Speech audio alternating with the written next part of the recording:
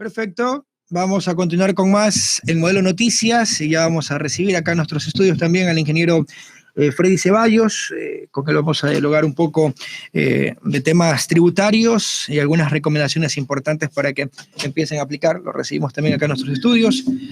Al ingeniero, bienvenido a Modelo Noticias, tomando en consideración que el 1 de enero del 2020 entró en vigencia la Ley Orgánica de Simplicidad y Progresividad Tributaria, y que ya recibe 2 denuncias de inconstitucionalidad, y precisamente es el tema que abarcamos a partir de este momento. Ingeniero, bienvenido. En términos generales, la vendieron a esta ley como una norma que no pone ni un solo impuesto a los pobres. En términos generales, ¿es así? ¿Hasta qué punto es aceptable ese criterio? Bienvenido, buenos días.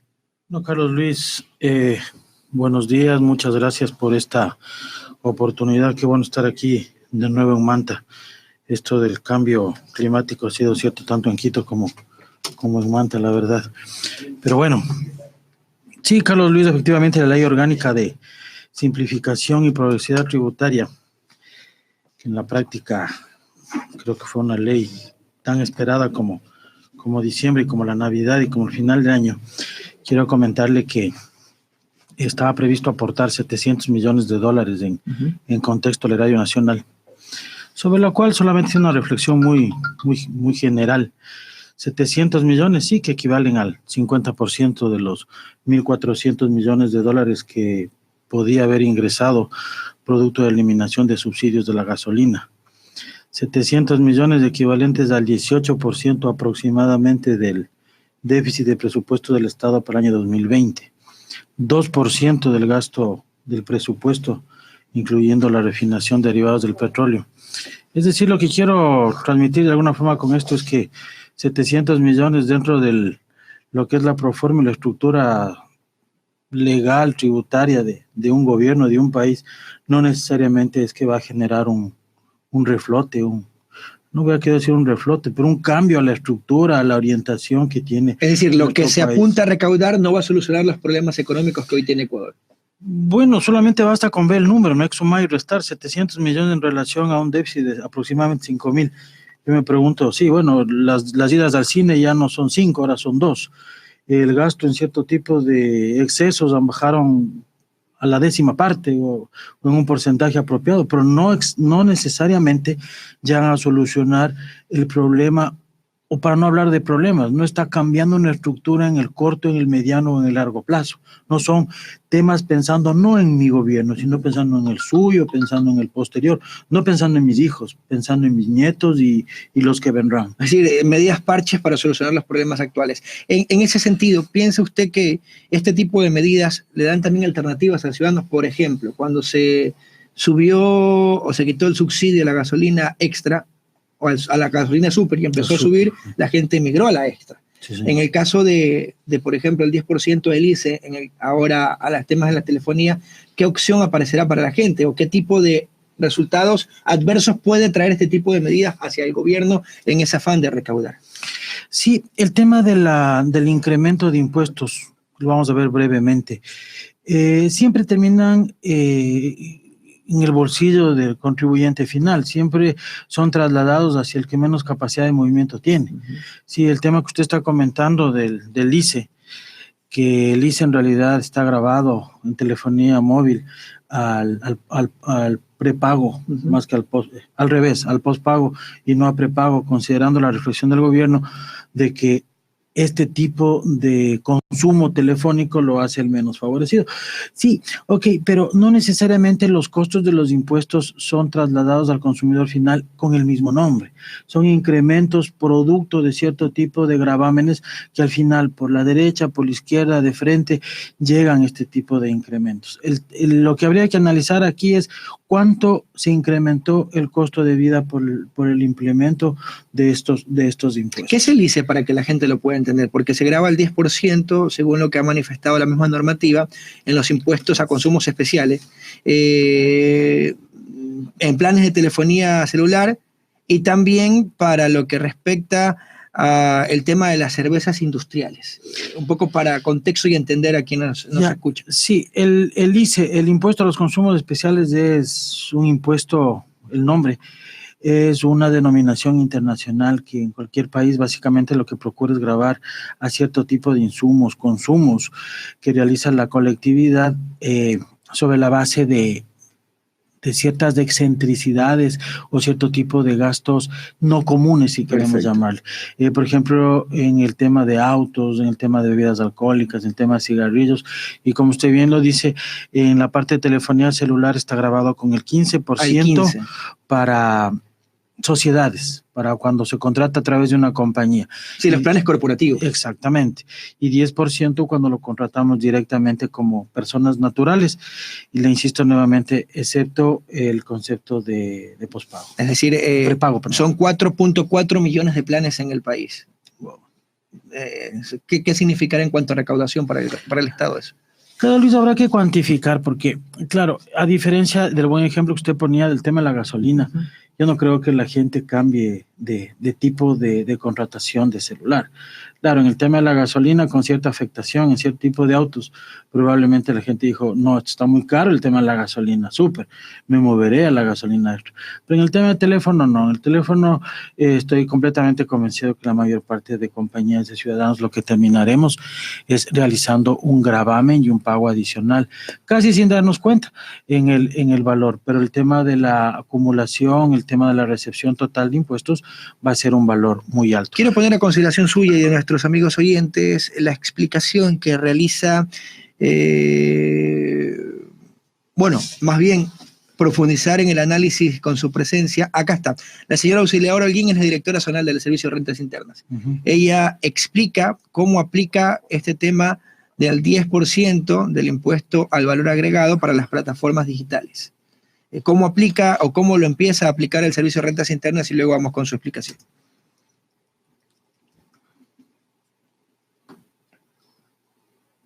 Plataformas se pueden hacer mediante ahí en ese caso lo que el mecanismo y el hecho generador más bien está para que los pagos en plataformas se pueden hacer es mediante el uso de tarjetas de crédito y con el uso de la tarjeta de crédito es donde el SRI va a identificar este tipo de contratación y con esa información de los emisores de tarjetas de crédito es lo que se va a cobrar el 10%. Sí, así es, ellos serían los que tendrían que igualmente el 10% cobrarle, más bien las entidades que hacen igualmente este tipo de venta de servicio. Hay que tomar en cuenta que la ley da 180 días de plazo para que se emitan reglamentos que establezcan de qué forma las plataformas digitales empiezan a gravar el impuesto al valor agregado. ¿Cómo entender eso? Es decir, ¿quién a diario consume Netflix, qué tendrá que pagar y a quién? Sí, yo creo que el esquema que ha planteado el Servicio de Rentas Internas en cuanto a este tipo de recaudación, la verdad es muy sencillo. Y lo ha hecho de la mejor manera, es decir, lo ha hecho a través de la forma de pago. Mañana usted, yo, cualquiera de los ciudadanos comunes, porque hay que considerar que no es un lujo, hoy por hoy es un medio masivo de comunicación y de recepción de entretenimiento, se puede decir, pero de recibir información de diferente tipo. Básicamente, ¿qué es lo que hacemos los ecuatorianos comunes y corrientes cuando tratamos este tipo de servicio a través del registro de nuestra tarjeta de crédito? Obviamente, este tipo de instituciones, no las tarjetas de crédito, sino las proveedoras del servicio, son entes que se encuentran fuera del país. El momento que nosotros realizamos el pago por este servicio hacia esa entidad, que es una entidad, insisto, fuera del territorio ecuatoriano, el agente de retención de este servicio se convierte en la entidad financiera. Perfecto, es decir, el banco. Sí, el banco, la tarjeta de crédito, sustancialmente. El momento que no realiza ese pago, realiza el gravamen del impuesto, que nos descuentan obviamente a nosotros. Ese valor lo envían a pagar al Servicio de Rentas Internas y la diferencia obviamente llega al proveedor del servicio, como normalmente se lo venía haciendo. Insisto, me parece un mecanismo bastante válido desde el concepto de la agente de retención, Carlos. Perfecto, porque tomamos en consideración a partir de julio, lo que ha manifestado el mismo de julio el Servicio de Rentas Internas, entonces empieza el impuesto al valor agregado para las plataformas digitales, para quienes usan Uber, para quienes usan Netflix, Spotify y todo lo que tienen a disposición. ¿Qué otras puntualizaciones toma en consideración esta normativa en cuanto a nuevos impuestos que pueden afectar de manera directa al ciudadano? Sí, Carlos Luis, uno de los esquemas que de inicio se podría pensar que no van directamente al ciudadano, pero hay que analizar en perspectiva cuáles son los efectos en esa escala productiva, es este cambio, lo que usted hacía referencia al inicio de la entrevista, que existen partidos políticos, bancadas políticas de la Asamblea que han tomado la iniciativa de declarar esta constitucionalidad o declarar la anticonstitucionalidad de este proyecto y están orientados a este gravamen que se le hace al pago de dividendos de compañías o de inversores del exterior. Claro, normalmente podríamos decir, no, este gravamen está hecho para los inversores. Lo que debemos evaluar es cuáles son los efectos en el nivel de empleo o en el nivel de desempleo, en el nivel en general del movimiento de la economía por ese cambio en la ley que podría llegar a generar en el caso de inversionistas una decisión de no continuar en una inversión con nosotros. ¿Por qué? Porque existen gravámenes adicionales a los que originalmente fueron definidos en su momento. ¿En qué nos afecta esto como ciudadanos comunes? Insisto nuevamente, en la capacidad de poder incrementar el empleo y obviamente como toda aspiración de poder seguir mejorando la actividad y por ende nuestros ingresos. Otro de los cambios tributarios dentro de esta ley orgánica de simplificación es crear o es la creación de una contribución sobre el total de las ventas que realice cada compañía a partir del $1.000.000. ¿A qué se refiere con esto? Por cada $1.000.000 que cada compañía venda, deberá pagar $1.000 adicionales de contribución. Y a partir del $1.500.000 y hasta los $5 millones, 1.5%, y de los 5 millones para arriba, el 2%. Es decir, $2.000 de contribución como máximo. Esto se verá calcular sobre el estado financiero declarado al 31 de diciembre del 2018 por los 3 años siguientes. Es decir, si una compañía vendió en el año 2018 $1 millón, deberá pagar $1.000 sobre ese $1 millón considerando los 3 años siguientes, es decir, debe colaborar con el Estado en $3.000 de impuestos.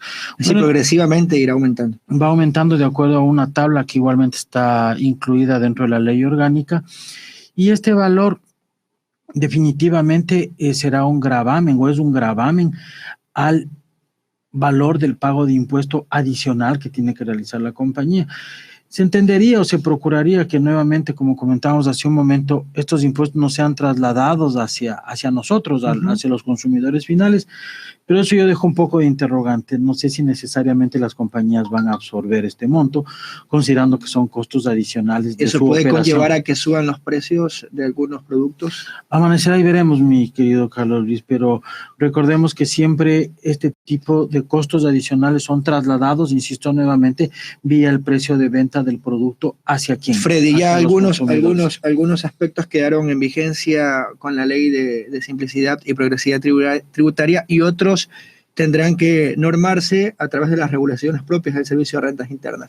¿Cuáles ya empezaron a operar? Para que no nos tome sorpresa de pronto al final del mes y que tengamos que pagar, y cuáles empezarán a partir de los 180 días que la misma normativa dispone.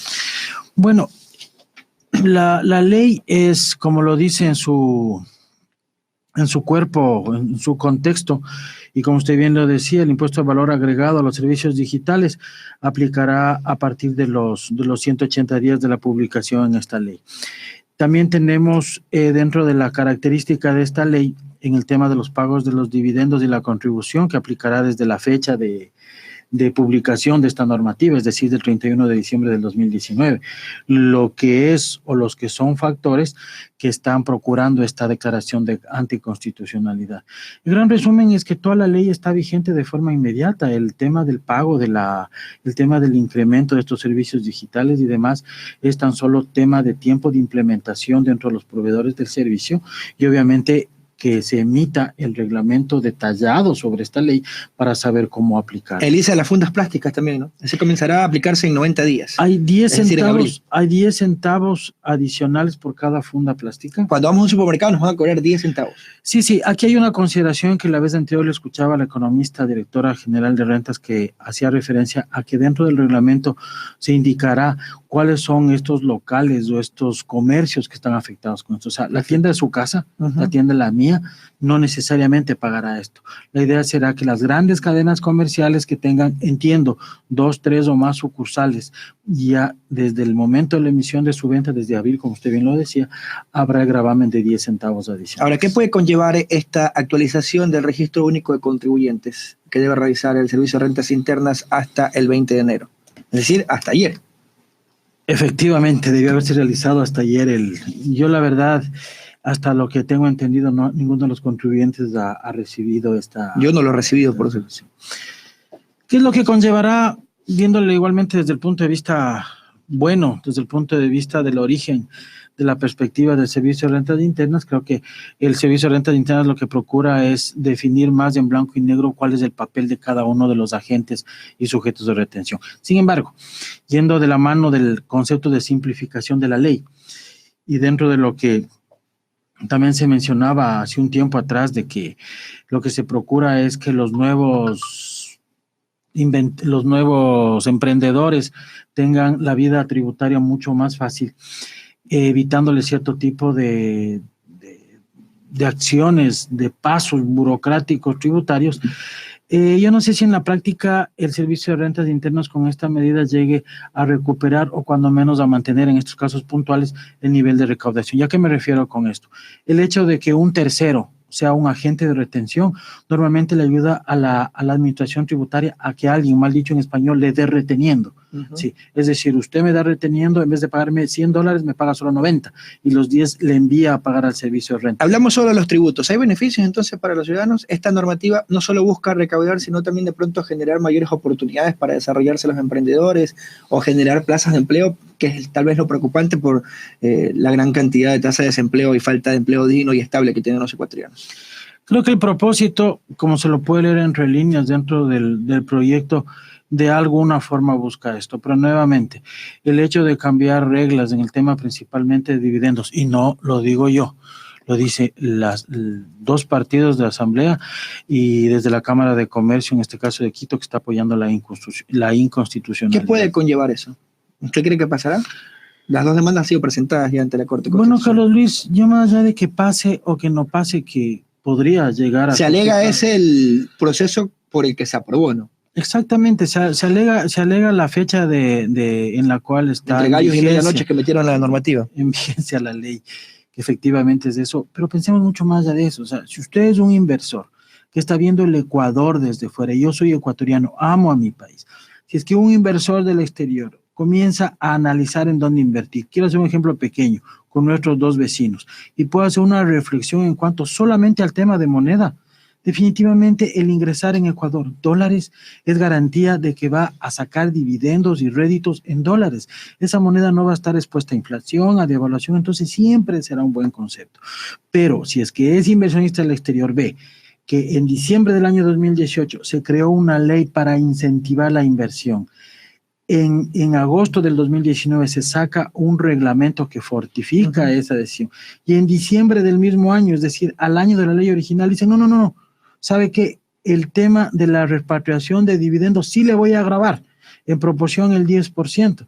Entonces el inversionista del exterior puede decir cuán serio o cuán definitiva es mi planificación de inversión en un país tan hermoso y con una moneda tan válida para lo que está sucediendo como Ecuador. Cualquiera entendería que nuestra política económica es cambiante, pero en realidad termina siendo para corregir los propios errores que se han hecho dentro del camino.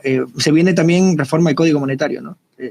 En este año. Se viene reforma del Código Monetario. Esperamos que exista también una reforma laboral que de la mano de la reforma tributaria y contestando su inteligente pregunta, ayudaría a que verdaderamente exista una movilidad, un incremento de inversión, que nosotros en Ecuador hemos sufrido una disminución de cerca del 25% en relación a la región en comparación al año anterior. Freddy, muy gentil, gracias. Era oportuno recoger sus criterios. Carlos Luis, muy amable. Buenos días. El ingeniero Freddy Ceballos, principal de UHY Auditores Externos, analista tributario respecto a la ley de simplicidad tributaria y algunos temas para que ustedes estén atentos y no nos coja de sorpresa.